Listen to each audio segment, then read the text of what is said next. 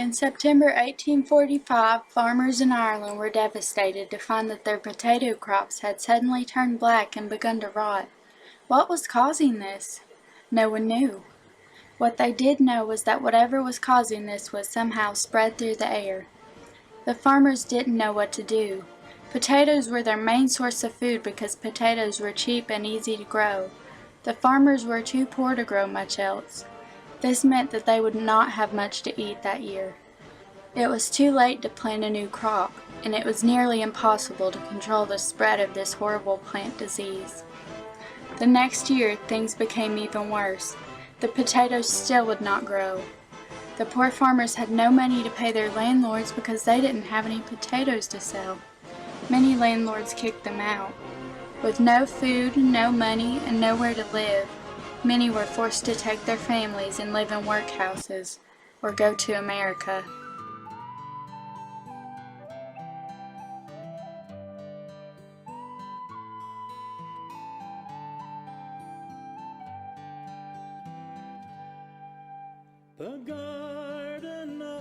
Hello, my name is Patrick O'Connor.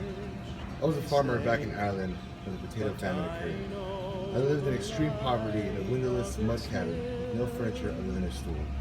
At times the pigs would sleep with me and lay by the doors. There was no regular employment. I had to get a patch of land and grow potatoes in order to support my family.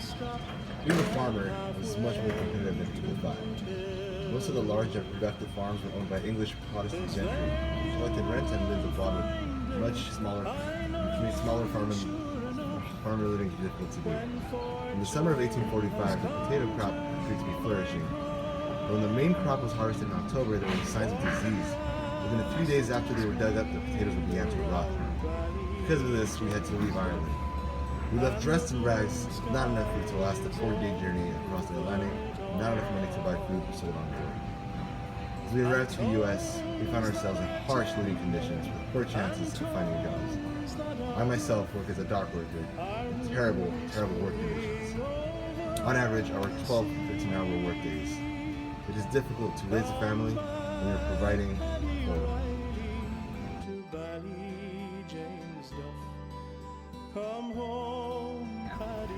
My name is Mary O'Connor. I was born in Ireland into the Campbell House family. We were farmers. At age 19, I married into the O'Connor family, which was also a farming family. Life was not the best, but we were surviving until the potato famine struck. My family was starving, and we had to make a big decision to use the little money we had left to move to a new country. We were not a rich family, and there was only so much money. We could only afford 5 tickets out of the 7 family members. Patrick and I had to make the hard decision of leaving 2 of our youngest children behind with Patrick's brother. His brother promised to take care of our 2 kids.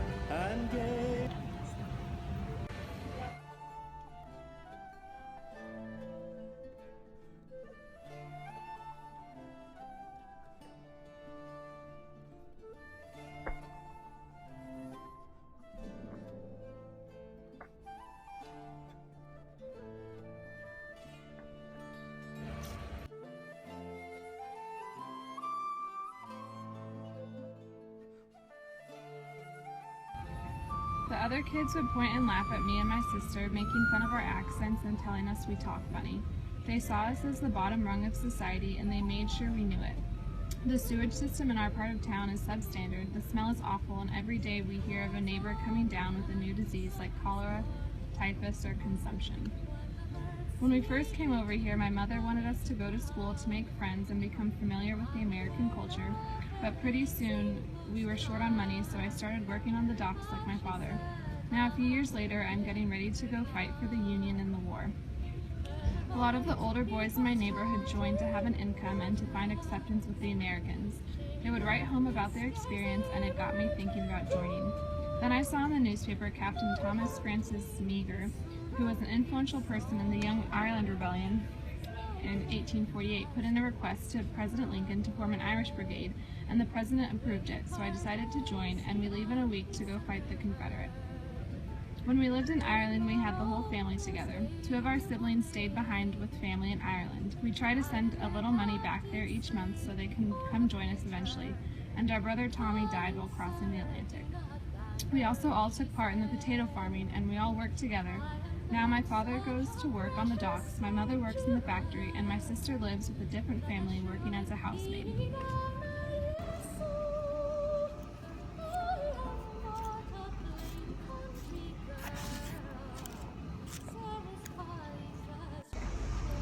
Hello, my name is Elizabeth O'Connor.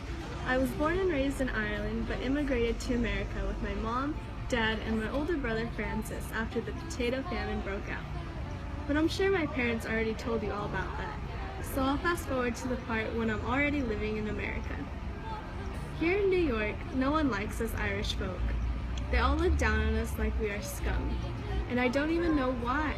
I think it's because there's so many of us Irish that the Americans don't like it. I also hear that they don't like us because we stole jobs from them.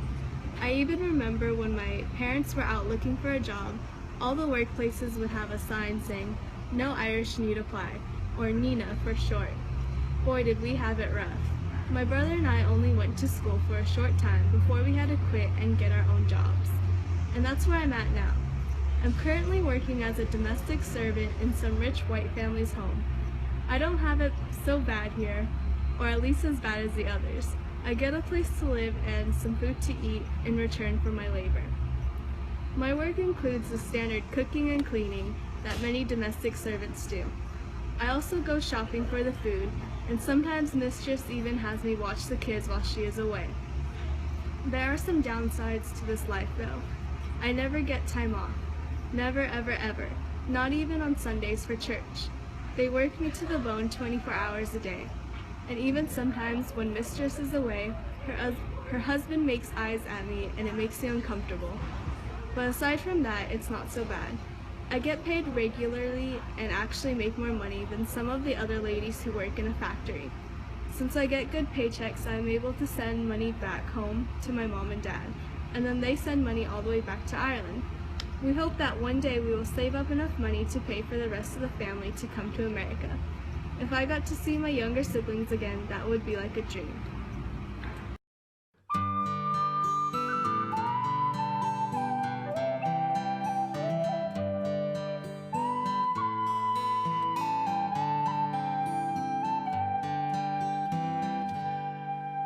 The Garden of Eden has vanished, they say, but I know the lie of it still.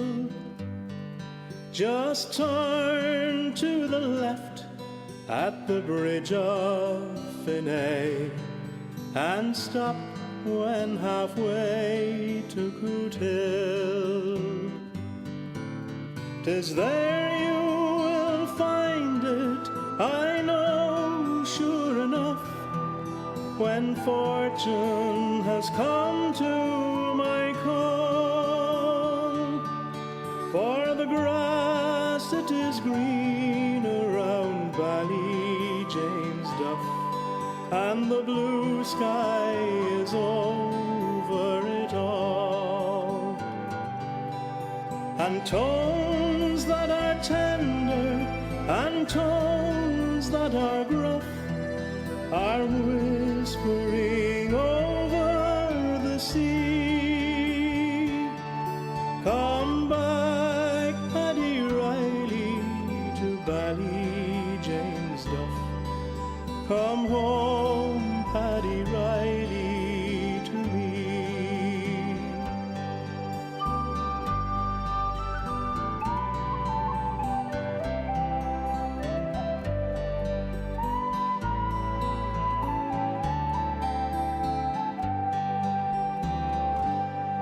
My mother once told